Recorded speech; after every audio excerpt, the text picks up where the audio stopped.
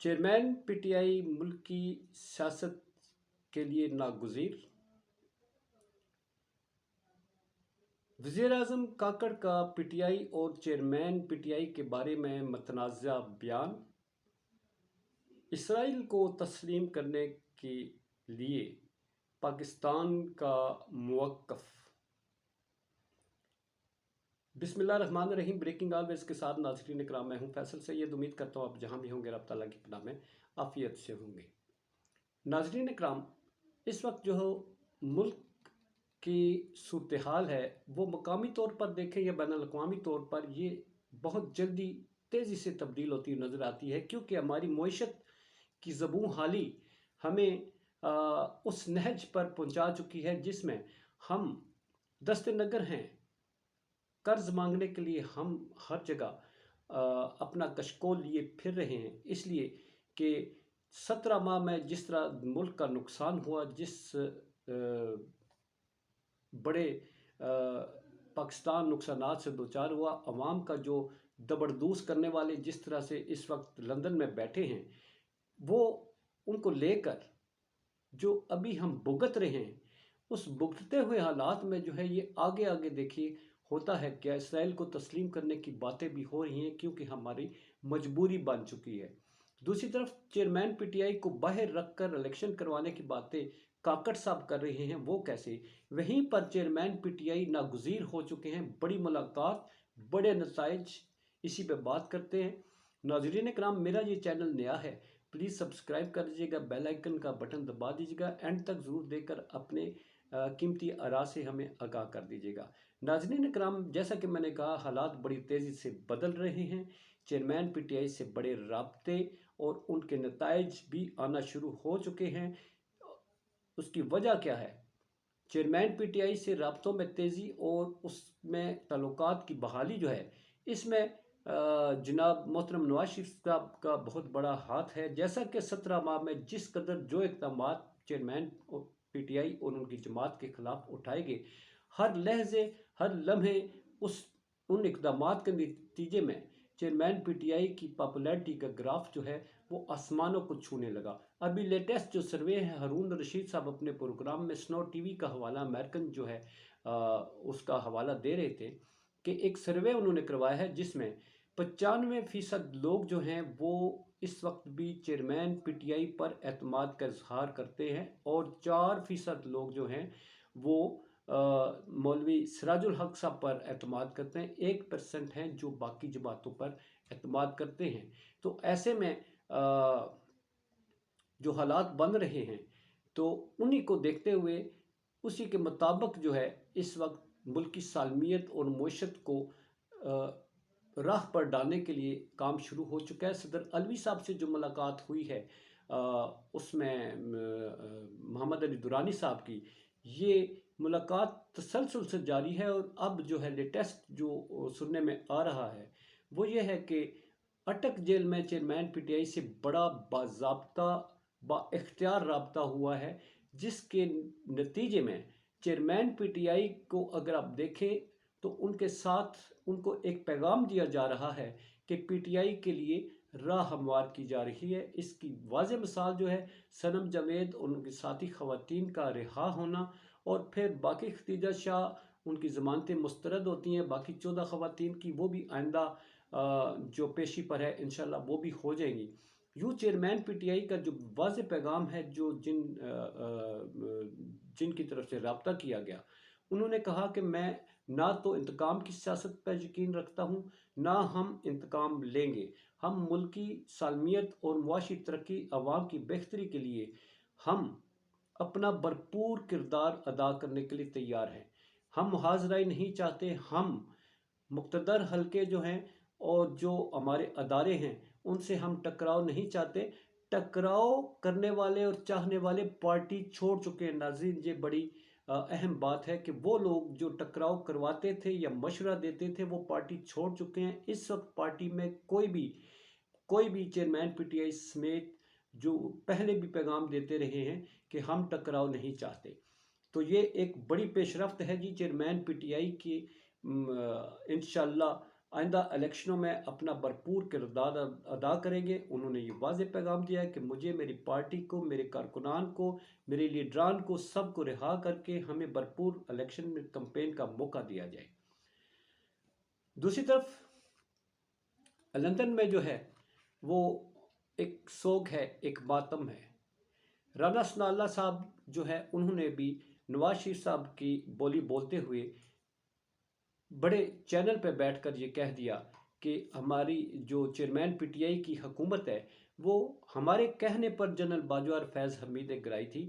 ہم نے کہا تھا کہ جناب اس فتنے سے ہمیں نجات دلائیں، اور ایسا ہی انہوں نے ہمارے ساتھ بھرپور تعاون کرتے ہوئے حکومت گرائی۔ اب یہ خودکش حملہ تھا رانا ثناء صاحب کا، بعد میں خود ہی اس کی تفصیل بیان کرتے ہوئے اسی پہ جو ہے وہ روگردانی کرتے ہوئے نظر آتے ہیں۔ وہ کہتے ہیں کہ یہ ہماری انٹرنل میٹنگ تھی، نواز شریف صاحب کا جو بیانیہ یہ غلط پیش کیا جا رہا ہے وہ تو آپس میں ایک گفتگو تھی۔ بھائی آپس میں ایک گفتگو تھی، یہاں تک تو پہنچ چکی کہ نواز شریف صاحب کی نیت کیا ہے۔ اب نواز شریف صاحب کا آنا جو ہے وہ تو راہ ہموار ان کی پارٹی کر رہی ہے کہ جناب ان کے آنے سے پہلے راداری ضمانت جو ہے وہ لے لی جائے گی، کہ حفاظتی ضمانت کا اہتمام کر دیا جائے گا ہفتہ پہلے، پھر وہ آئیں گے، پھر وہ سرنڈر کریں گے، اس کے بعد ضمانت ہو جائے گی، کیونکہ جیل کا خوف ہے انہیں۔ وہ چیئرمین پی ٹی آئی نہیں ہے کہ وہ جو نیچے چٹائی پر بھی پڑا ہوتا ہے، چھت ٹپکتی ہے تو وہ ہنستا مسکراتا ہوا دکھائی دیتا ہے، اس کو جو ملے وہ کہتا ہے، قرآن شریف کا مطالعہ کرتا ہے، ایکسرسائز کرتا ہے۔ تو جناب نواز شریف صاحب تو ان چیزوں سے کوسوں دور ہیں۔ ایک دفعہ جیل کی ہوا کھائی مشرف صاحب کے دور میں، اس کے بعد انہوں نے کانوں کو ہاتھ لگایا، سیاست کرنی ہے بھائی، سانو ایک کرسی چاہیے، اقتدار چاہیے، سانو جیل شیل سانو نہیں بھائی، سانو وارا کھانی نہیں کھانی۔ یہ ہے ان دوسری طرف حالات اس وقت وہاں پر صفِ ماتم ہے۔ تو اسی دوران کاکڑ صاحب کا ذکر جو میں نے کیا، وہ امریکہ گئے ہوئے تھے نیشنل جو یو این او میں خطاب کرنے کے لیے۔ وہاں پر انہوں نے خطاب تو کیا، وہاں پر اور بھی جو رہنما تھے مختلف ممالک کے انہوں نے بھی خطاب کیا، مگر سب سے اہم بات ناظرین وہ یہ ہے، ان کا ایک بیان ہے جو متنازع ہے، جو اس وقت یہ ظاہر کرتا ہے، بظاہر ان کے جو یہ بیان ہے وہ واضح طور پر جو ہے وہ نون لیگ کی سپورٹر کی حیثیت سے انہوں نے دیا ہے۔ حالانکہ نگران غیر جانبدار ہوتے ہیں، ان کا کام انتخاب کروانا ہے، ان کی پارٹی کسی پارٹی کے ساتھ ایفیلیشن نہیں۔ اس گورنمنٹ پر پہلے ٹھپا لگ چکا ہے کہ یہ نون لیگ کا تسلسل ہے۔ ایسے میں ان کا یہ بیان امریکہ میں بیٹھ کر وہاں پر سوالوں کا جواب دیتے ہوئے انہوں نے کہا کہ جناب غیر جانبدارانہ اور منصفانہ انتخابات چیئرمین پی ٹی آئی اور ان کی جماعت کے بغیر بھی ہو سکتے ہیں۔ کاکڑ صاحب یہ کیسے کہہ سکتے ہیں کہ یہ جو سروے آیا 95% لوگ جو ہے جس پر اعتماد کرتے ہیں، ان 95% لوگوں کی رائے کو نظر انداز کرتے ہوئے، اس کو بلڈوز کرتے ہوئے آپ یہ کہتے ہیں کہ یہ 95% لوگ پاکستان کے جو ہیں گویا انہیں آپ انتخابی عمل سے الگ کر کے، ان کے لیڈر کو الگ کر کے، ان کو پوری جماعت کو الگ کر کے منصفانہ اور غیر جانبدارانہ انتخابات کی آپ بات کرتے ہیں، تو یہ آپ کی کہاں کی منصفانہ بات کر رہے ہیں کہ آپ اتنی بڑی تعداد میں جو الیکشن سے آؤٹ لوگوں کو رکھیں گے تو کیا یہ الیکشن قبول کیا جائیں گے؟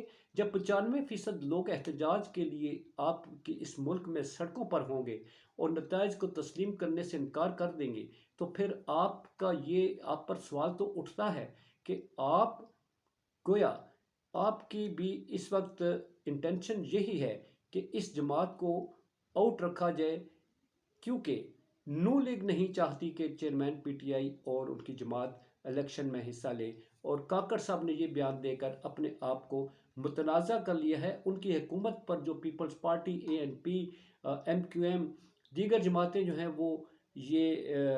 وہ احتجاج کرتی نظر آتی ہیں کہ اس میں نون لیگ جو ہے وہ غالب ہے موجودہ حکمران جماعت میں۔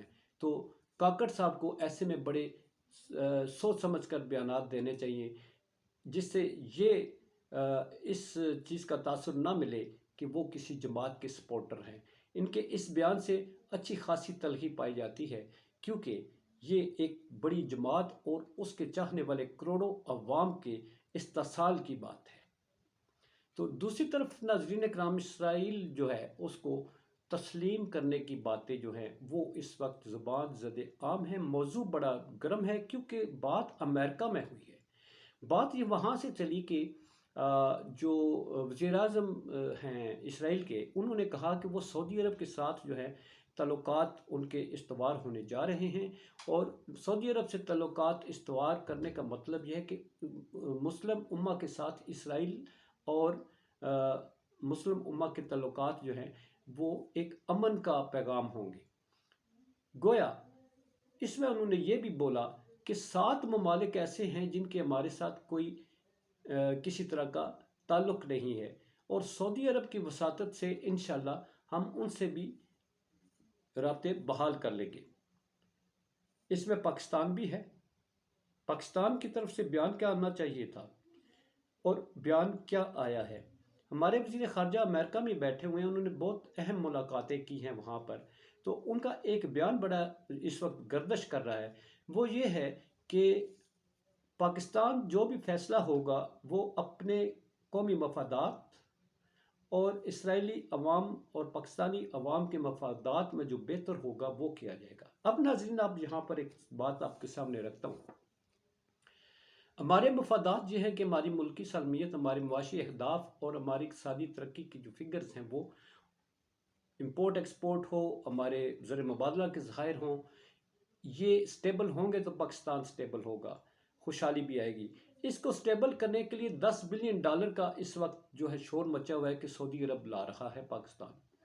अब $10 बिलियन जो हैं, $10 बिलियन अगर सऊदी अरब आकर पाकिस्तान में इन्वेस्टमेंट करता है और इसके बदले में वो कहता है इसराइल को तस्लीम करें, हमारे मफादात तो पूरे हो गए ना। मफादात हमारे ये हैं कि हमने अपने मुल्क की सालमियत के लिए अपने तय फैसले करने हैं। तो जब $10 बिलियन आते हैं, इसके अलावा और भी कतर भी हमें पैसे दे देता है और फिर यूएई भी पैसे दे देता है। इसके एवज़ हमें वो कहते हैं कि जनाब इसराइल को तस्लीम करें।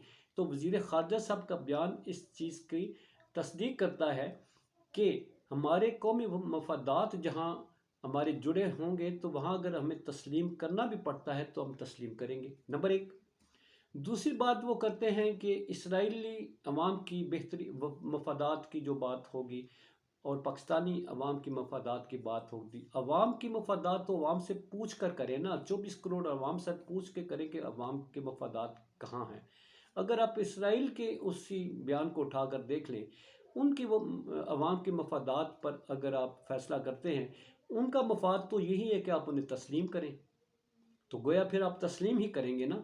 इधर से सऊदी अरब आपको पैसे देकर कहता है तस्लीम करें, और दूसरी तरफ कहते हैं आप इसराइली अवाम की मफादात को भी मद्देनज़र रखेंगे, तो फिर आप तो एक ही फ़ैसला करेंगे, इसराइल को तस्लीम कर लेना चाहिए। जो भी फ़ैसला हो ये अवाम के सामने रखा जाना चाहिए, क्योंकि अवाम से बाला बाला फ़ैसले जो हैं वो कभी पायदार नहीं हुआ करते। इसलिए कि आज आप अवाम को फ़ैसलों से बाहर रख कर इलेक्शन भी करवाते हैं, एक जमात को बाहर रख कर आप उसके बगैर गैर जनबदारा मुनसफाना इंतखाबात की भी बात करते हैं। दूसरी तरफ इसराइल को तस्लीम करने की भी 24 करोड़ अवाम को आउट करके बात करते हैं। तो आने वाली हुकूमत क्या उसे कंटिन्यू करेगी या उसे डिसकंटिन्यू करेगी, और अगर डिसकंटिन्यू करेगी तो फिर पाकिस्तान कहाँ खड़ा होगा। अल्लाह हमारा हामी और नासर। पाकिस्तान जिंदाबाद, पाक अफवाज पाइंदाबाद।